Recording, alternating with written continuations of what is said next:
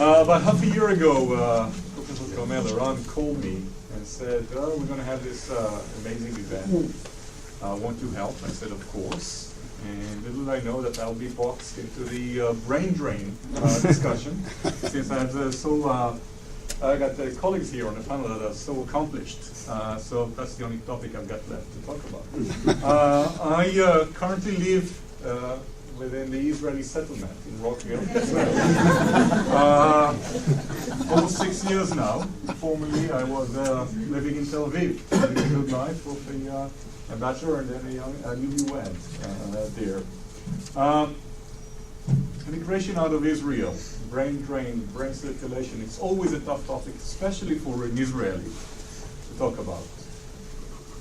We all feel somewhat ashamed of the fact we're out of the country, we're not there to support, to fight, to push things forward. Now, what's the definition? The definition of a Yoed, someone that left the country, is someone that spent over a year out of the country.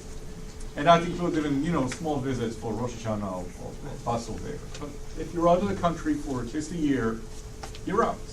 You're out of the game. You consider to be a Yoed. You consider to be someone who emigrated out of Israel.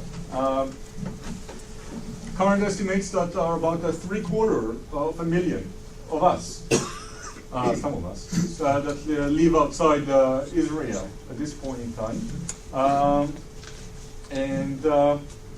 When we look at the brain drain, not just people that left, but actually people that have high education, that have studied, that are accomplished at least academically, we are the number one provider of educated manpower to the U.S. per capita.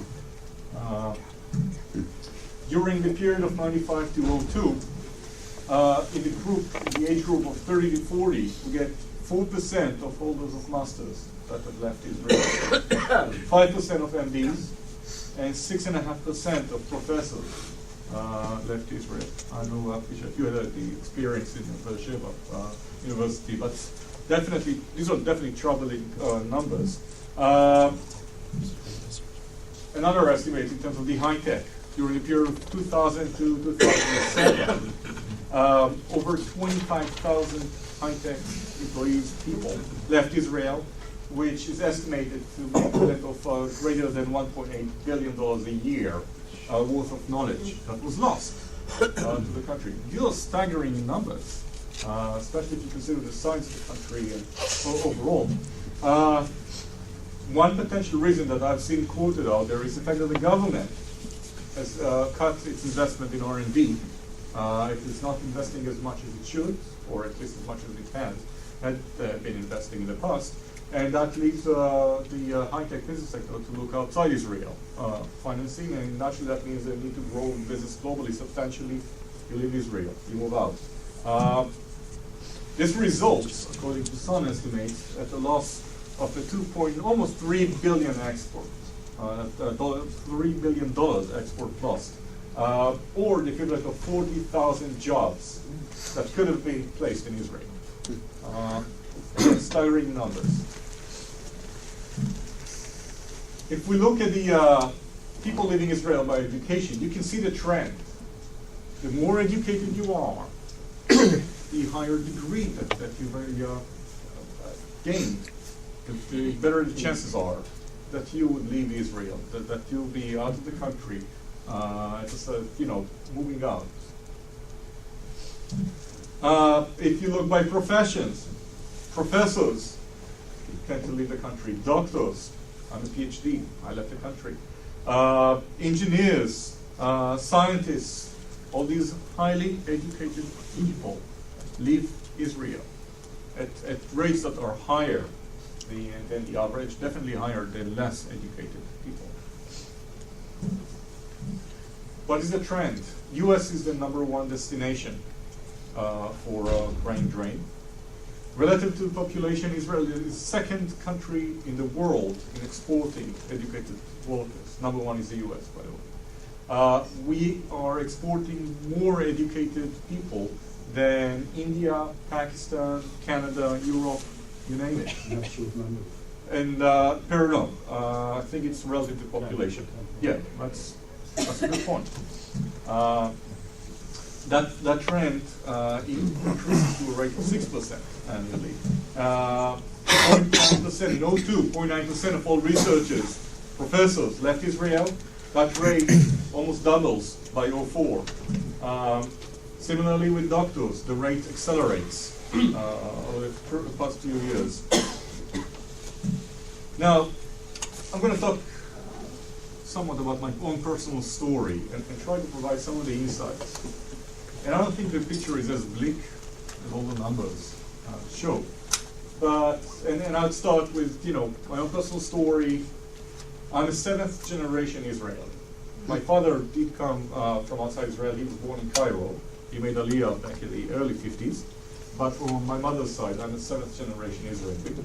And in 87, I joined the IDF. Even before I was 18, joined a special program we've got in Israel called Talpiot. Talpiot is sort of a crossover of West Point meets MIT, only much tougher.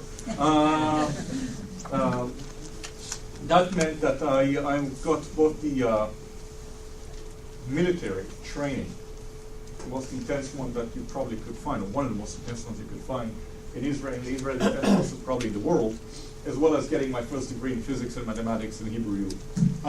Then I graduated at 90, got my bachelor's degree at Hebrew in physics and mathematics, moved into the Keva, into the army, and spent the next 5 years there doing R&D and the intelligence corps, some of the special forces. I left the IDF in 95 after spending 8 years in the army. I left at the rank of captain. And until I left Israel 6 years ago, almost 6 years ago, I would do about a month a year of reserve duty. Go to the field, get a platoon, and make sure things are quiet in whatever sector specifically I was responsible for. By 96, I completed my master's degree in EE at Tel Aviv University, and then moved to the Weizmann Institute of Science to pursue a PhD. Basically, it was either that or going to the high-tech. High-tech was too much hard work. So I figured, getting a PhD was easier. Little did I know. So I got my PhD in physics in 01 and joined a venture capital firm in Tel Aviv. In between, by the way, I started a couple of startups. One of them in physical devices, medical devices, lasers, hair removal. I should. The other one was an e-commerce company, food tech, selling wine over the internet. It's a great passion of mine.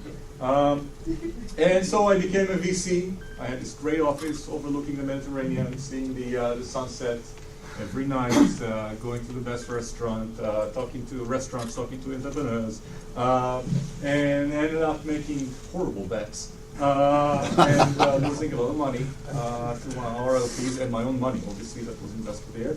Overall, I think we will be making some positive ROI. It wouldn't be stellar.